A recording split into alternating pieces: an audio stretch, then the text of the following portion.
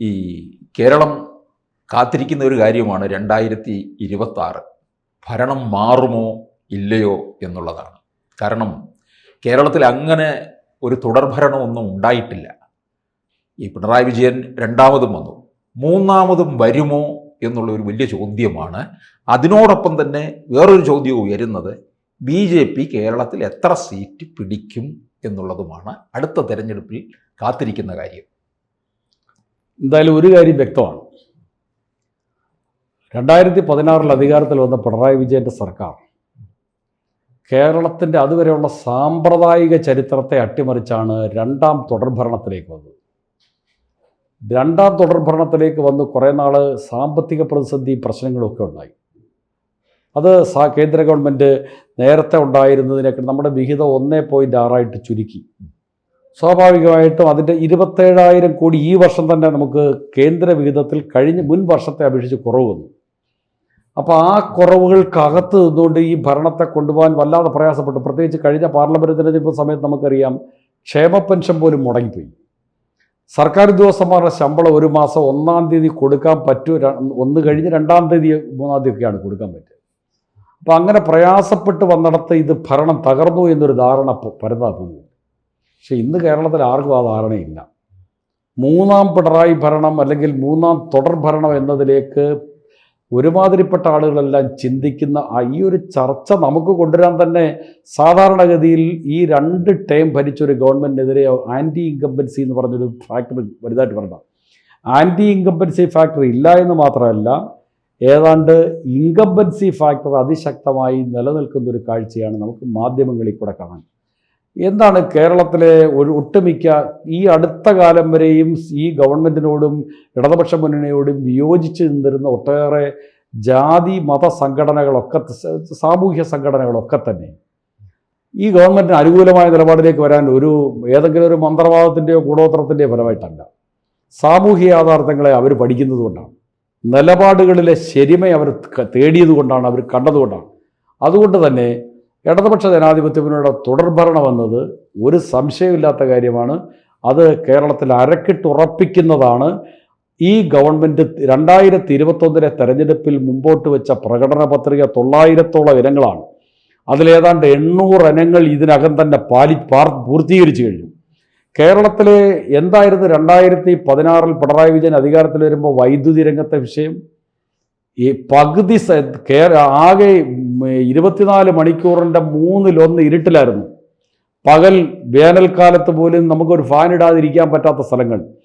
പകൽ 3.5 മണിക്കൂർ, രാത്രി 4 മണിക്കൂർ, എല്ലാം കൂടെ 7.5 മണിക്കൂർ ലോഡ് ഷെഡിങ്ങും പവർ കട്ടും. ഇന്ന് 10 വയസ്സ് പ്രായമുള്ളൊരു കുഞ്ഞിനോട് എന്താ ലോഡ് ഷെഡിങ് എന്തോ പവർ കട്ടെന്ന് ചോദിച്ചാൽ അവന് അറിയത്തില്ല, അവന് ഓർമ്മ പോലും ഇല്ല. അപ്പോൾ അത് മാറി. കേരളത്തിൽ ആ സമയം വരെയുള്ള റോഡുകളുടെ ചിത്രം എന്തായിരുന്നു? ഒരു മഴ വന്നാൽ ചെയ്യുന്ന ടാർ ഒലിച്ചു പോകുന്ന കുണ്ടും കുഴിയായി മാറുന്ന റോഡുകൾ അടച്ച് 2200-ലേറെ പള്ളിക്കൂടങ്ങളാണ് എക്കണോമിക് അല്ലെങ്കിൽ അനാദായകരമെന്ന് പറഞ്ഞാൽ അടച്ചുപൂട്ടാൻ ഉമ്മൻചാണ്ടി വെച്ചിരുന്നു. ആശുപത്രികളിൽ ചെന്നാൽ പാവപ്പെട്ടവനും മരുന്നില്ല, ഡോക്ടറില്ല, ലാബില്ല, ആ പ്രശ്നങ്ങളാണ്. അതെല്ലാം മാറിയില്ലേ? കിഫ്ബി എന്നൊരു പദ്ധതി എല്ലാം ശരിയായി ചോദിച്ചാൽ ഇനിയും ആവാനുണ്ട്. പക്ഷേ വലിയ മാറ്റം ഉണ്ടായതിനെ നമുക്ക് ആർക്കും കാണാതിരിക്കാൻ കഴിയില്ല. ഏറ്റവും അവസാനം എന്താ? ദാരിദ്ര്യം ഇല്ലാതാക്കിയെന്നൊരു വ്യാഖ്യാനം ചെല്ലും. അതല്ല, ഗവൺമെൻറ് പറയുന്നുണ്ട് ദാരിദ്ര്യവും അതിദാരിദ്ര്യവും തമ്മിൽ വലിയ അന്തരമുണ്ട്. അതിൽ അതിദാരിദ്ര്യമുള്ള ആളുകളെ സംബന്ധിച്ച് കേന്ദ്ര ഗവൺമെൻറ്റിന് നീതി ആയോഗ് ഒരു അവരുടെ പഠന റിപ്പോർട്ടിൽ കേരളത്തിൽ 0.7%. എന്നാൽ ബീഹാർ 51% അതിദരിദ്രർ. ഉത്തർപ്രദേശ് 37%. അവിടെയാണ് കേരളത്തിൻ്റെ മാറ്റം. കേരളം കഴിഞ്ഞ കാലം മുതൽ ആർജിച്ച ഒട്ടേറെ ജീവിത നിലവാര സൂചികയിലെ വർധനവ് കൊണ്ടാണ് കേരളത്തിലെ അതിദാരിദ്ര്യം മാറിയത്. അപ്പോൾ ആ അതിദരിദ്രരെ ഇല്ലായ്മ ചെയ്യാനൊരു പരിപാടി 2021 ഗവൺമെൻറ് തുടങ്ങി. അതിപ്പോൾ 2025 നവംബർ 1 കേരളം 64,006 കുടുംബങ്ങളെ ഐഡൻറ്റിഫൈ ചെയ്തു. ആദ്യം 1,80,000 വന്നു. അതിൽ നിന്ന് അരിച്ചരിച്ചാണ് 64,006 കുടുംബങ്ങളെ കണ്ടത്. ആ 64,006 കുടുംബങ്ങളെ കൂടി അവരുടെ എല്ലാ ക്ലേശഘടകങ്ങളെയും മാറ്റിയെടുത്ത് അതിദാരിദ്ര്യമുക്തമാക്കി. ഇനി എന്താ ഗവൺമെൻറ്റിൻ്റെ അടുത്ത പ്രഖ്യാപനം? മുഖ്യമന്ത്രി പറഞ്ഞു, ദാരിദ്ര്യം പൂർണ്ണമായി ഇല്ലാത്തൊരു നാടായി, എല്ലാ കുടുംബങ്ങളിലേക്കും വരുമാനദായക മാർഗങ്ങൾ ഉണ്ടാക്കുന്ന ഒരു നാടായി ഇതിനെ മാറ്റും. ആ തരത്തിലേക്ക് വന്നാൽ പിന്നെ മനുഷ്യന് ജീവിതത്തിൽ നമുക്കെല്ലാം അറിയാം, നമ്മുടെയൊക്കെ ചെറുപ്പകാലത്ത് ഒരു നേരത്തെ ആഹാരത്തിന് വേണ്ടി പാഞ്ഞു കിടന്ന മനുഷ്യൻ എത്രയാണ്? ഇന്ന് അത് കേരളത്തിലില്ല. എന്നാൽ തൊട്ടപ്പുറത്ത് അത് ഇപ്പോഴും കാണാനുണ്ട്. തമിഴ്നാട്ടിൽ പോയാലുണ്ട്, കർണാടകത്തിൽ പോയാലുണ്ട്, ഇന്ത്യയുടെ വടക്കൻ സംസ്ഥാനങ്ങളിലേക്ക് പോയാലുണ്ട്. പള്ളിക്കൂടങ്ങളിൽ മെച്ചപ്പെട്ട പള്ളിക്കൂടങ്ങളില്ലാത്ത ആടന്ത് ഈ കുംഭമേള നടന്ന സമയത്ത് മോണോലിസ എന്ന് പറഞ്ഞ പെൺകുട്ടിയെ ശ്രദ്ധിച്ചു. അവൾ അതിസുന്ദരിയാണ്. അവളോട് എല്ലാവരും വന്നിട്ട് ചോദിച്ചു, നീ എവിടാ പഠിച്ചു? അവൾ പഠിച്ചു എന്ന് ചോദിക്കുമ്പോൾ അവൾക്ക് അത്ഭുതം, എന്തോ പഠനമെന്ന് ചോദിച്ചാൽ അവൾക്ക് അറിയത്തില്ല. പള്ളിക്കൂടത്തിൽ പോയിട്ടില്ല.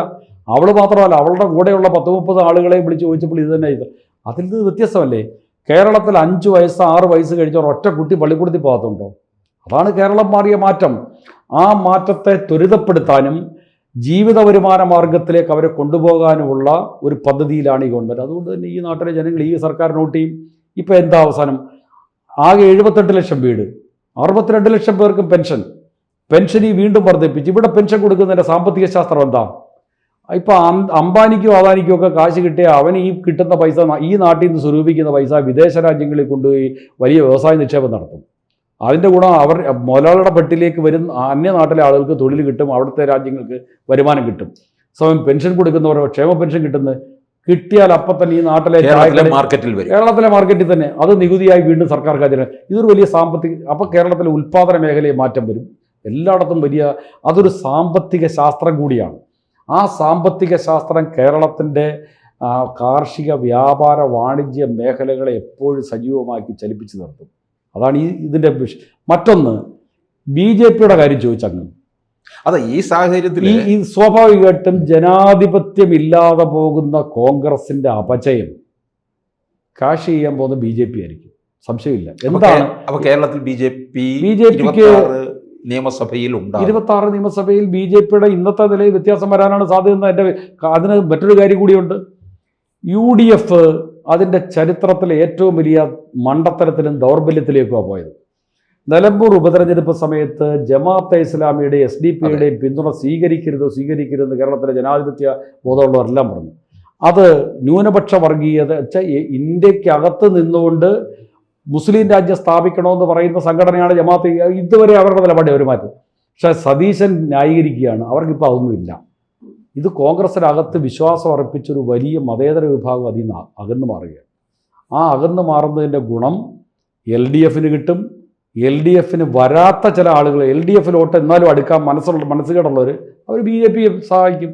അതാണ് BJPയുടെ സാധ്യത. BJPക്ക് സാധ്യത ഉണ്ടാക്കി കൊടുക്കുന്ന ആരാണ്?